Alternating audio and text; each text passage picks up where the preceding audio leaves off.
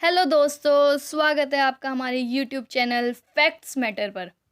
अगर आप इस चैनल पर पहली बार आए हैं तो चैनल को सब्सक्राइब कीजिए और बेल आइकन पर क्लिक करना ना भूलें, जिससे आपको समय समय पर रोचक जानकारियाँ प्राप्त हो।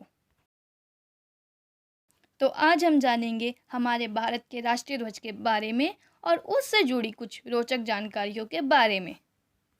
हमारा भारत का राष्ट्रीय ध्वज भारत के लोगों की आशाओं व आकांक्षाओं का प्रतिनिधित्व करता है। ये हमारे राष्ट्रीय गौरव का प्रतीक है। पिछले 5 दशकों में सशस्त्र बलों के सदस्यों सहित कई लोगों ने तिरंगे को ऊंचाइयों तक पहुंचाने के लिए बहुत परिश्रम किया है तथा अपना जीवन देश को समर्पित कर दिया है। भारत का राष्ट्रीय ध्वज, जिसे तिरंगा भी कहते हैं, 3 रंगों की पट्टियों तथा बीच में नीले रंग के चक्र द्वारा सुशोभित है। इसकी अभिकल्पना पिंगली वेंकैया ने की थी।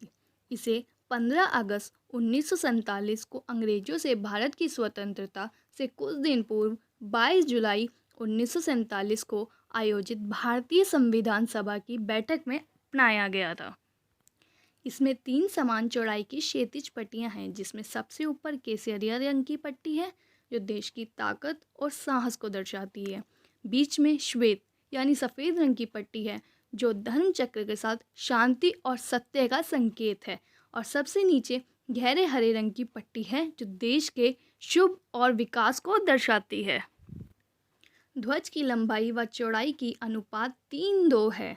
सफ़ेद पट्टी के बीच में एक गहरे नीले रंग का चक्र है जिसमें 24 तीलियां हैं। ये इस बात का प्रतीक है गति में जीवन है और ठहराव में मृत्यु है। राष्ट्रीय झंडा निर्दिष्टीकरण के अनुसार ध्वज खादी में ही बनना चाहिए। ये विशेष प्रकार से हाथ से काते गए कपड़े से बनता है जो महात्मा गांधी द्वारा लोकप्रिय बनाया गया था। ये झंडा भारत की स्वतंत्रता के संग्राम काल में निर्मित किया गया था। वर्ष 1857 में पहले संग्राम के ही समय झंडा बनाने की योजना थी, लेकिन वह आंदोलन असमय ही समाप्त हो गया और वह योजना बीच में ही अटक गई। वर्तमान रूप में पहुंचने से पूर्व भारतीय ध्वज अनेक पड़ावों से गुजरा था। तो आइए जानते हैं उन पड़ावों को।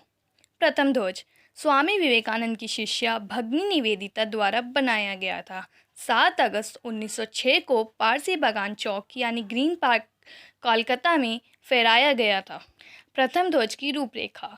इस ध्वज को लाल, पीले और हरे रंग की क्षैतिज पट्टियों से बनाया गया था। ऊपर की ओर हरी पट्टी में 8 कमल थे और नीचे की लाल पट्टी में सूरज और चांद बनाए गए थे और बीच की पीली पट्टी में वंदे मातरम लिखा गया था।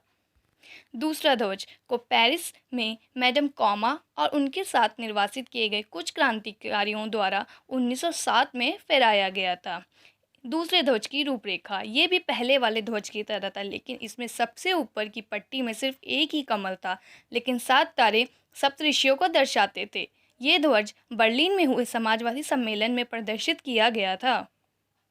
तीसरा ध्वज 1917 में होम रूल आंदोलन के दौरान इस्तेमाल किया गया था। तीसरा ध्वज 1917 में उठा जब हमारे राजनीतिक संघर्ष ने एक निश्चित मोड़ ले लिया था। डॉक्टर एनी बेसेंट और लोकमान्य तिलक ने गृह शासन आंदोलन के दौरान इसे फहराया। तीसरे ध्वज की रूपरेखा। इस ध्वज में 5 लाल और 4 हरे रंग की क्षैतिज पट्टियां थीं, जिन्हें सप्तऋषि विन्यास में 7 तारों के साथ बारी बारी में से व्यवस्थित किया गया था।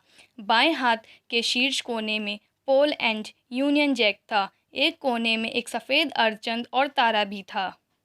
चौथा ध्वज 1921 में अनाधिकृत रूप से ध्वज को अपनाया गया। 1921 में बिजवाड़ा में मिले अखिल भारतीय कांग्रेस कमेटी के सत्र के दौरान एक आंध्र के युवाओं ने एक झंडा तैयार किया और उसे गांधी जी के पास ले गए। चौथे ध्वज की रूपरेखा। ये 2 रंगों लाल और हरे 2 प्रमुख समुदाय यानी हिंदू और मुसलमान का प्रतिनिधित्व करता है। गांधी जी ने भारत के शेष समुदाय और राष्ट्र की प्रगति के प्रतीक चरखा का प्रतिनिधित्व करने के लिए एक सफ़ेद पट्टी को जोड़ने का सुझाव दिया। पांचवा ध्वज 1931 का वर्ष ध्वज के इतिहास में एक ऐतिहासिक था। हमारे राष्ट्रीय ध्वज के रूप में तिरंगे झंडे को अपनाने का प्रस्ताव पारित किया गया। ये ध्वज वर्तमान में सबसे आगे था। केंद्र में महात्मा गांधी के चरखों के साथ केसरिया, सफ़ेद और हरे रंग का था। हालांकि स्पष्ट रूप से कहा गया था कि ये कोई सांप्रदायिक महत्व नहीं रखता है। तो ये थी भारत के राष्ट्रीय ध्वज के बारे में कुछ प्रमुख रोचक। अगर आपको ये वीडियो पसंद आई हो तो प्लीज़ चैनल को सब्सक्राइब और वीडियो को लाइक और शेयर करना ना भूलें और ज़्यादा से ज़्यादा कमेंट करके बताएं आपको ये जानकारी कैसी लगी। धन्यवाद।